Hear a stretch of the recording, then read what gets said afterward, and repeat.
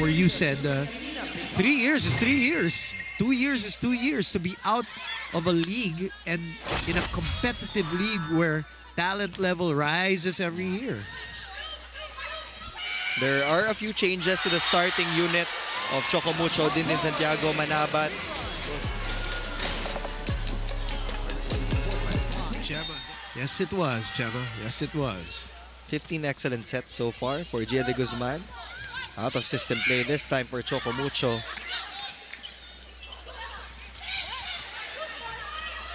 Ponce sends it back to Dindin.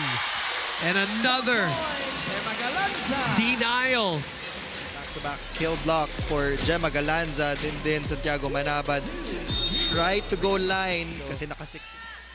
All these, we're talking about how some players have lost a step a little bit because of some of them are aging. In the case of Dindin, it's more CC with a block breaker there.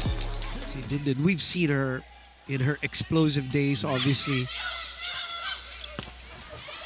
Oh. Digits for the Cool Smashers. Gemma Galanza with 10, Bernadette Pons with 15. Two players. That's the tandem of Laura and Rondina. Creamline looking for their first win of the All-Filipino Conference. Yung depensa rin, Neil, ng Creamline, ano? And we've seen them cover all sides of this court. Itinatago na lang nila. They have their own lingo, obviously, so that they don't give away their tactics.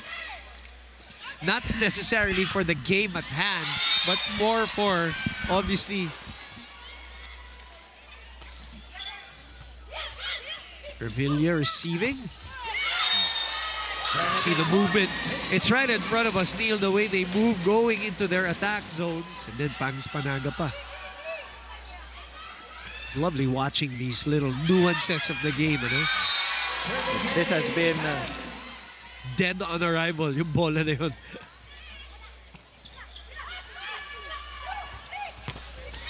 Laure gets it through.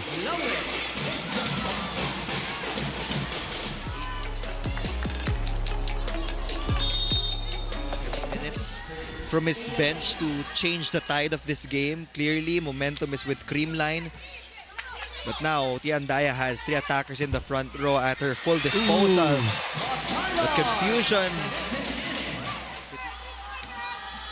Issues.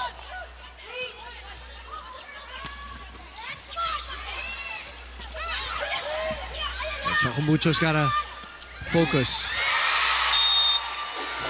They're looking for the wheelchair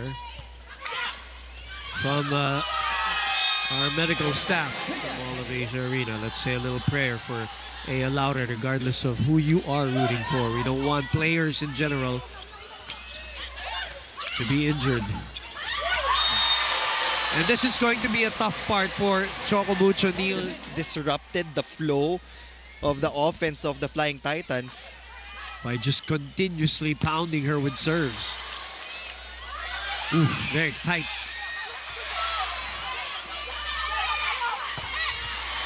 Ponce was there. CC able to get to it. She comes back. And that is just the smartest play there for Gia de Guzman. And now, since that second set,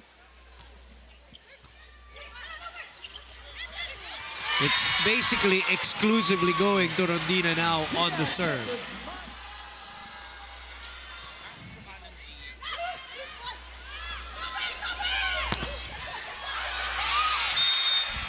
CC will continue to fight, you know that. Do all the work.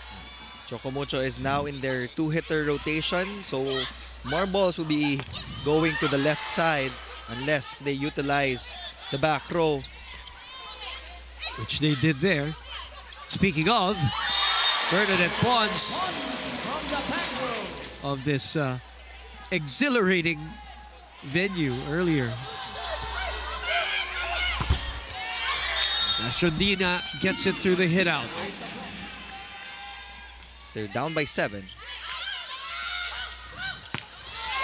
And now it's Creamline going through the motions of their hitting.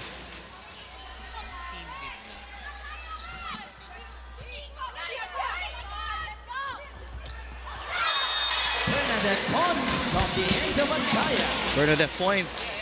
She had a little bit of an issue in the third set. Got her thigh taped, came back, looked already, not really a crash, but maybe aggravating that injury. So again, this is all speculative. The report by Jana is that they're still assessing her leg issue. She wants to return, but most likely will not here in this game as they are down by 9. And Creamline 6 points away from their first win. Atienza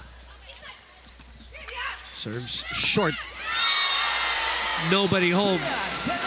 It's become Creamline getting their machine rolling here in this, what at least my eyes really changed for Creamline in the third set. And then you mentioned the strategy of talagang pinagod nila si Ea at si Cici.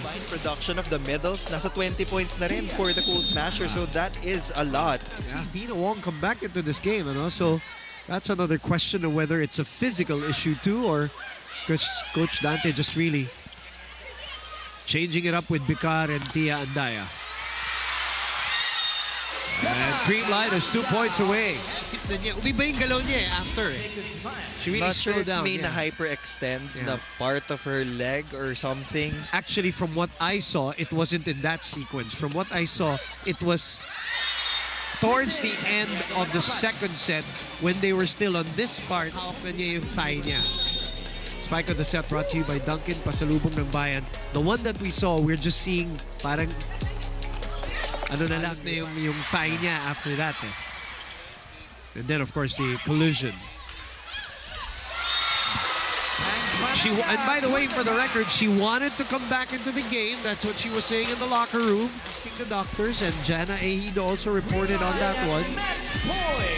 3 players are now in double digits. I'm back in control. And that offense is humming for Creamline.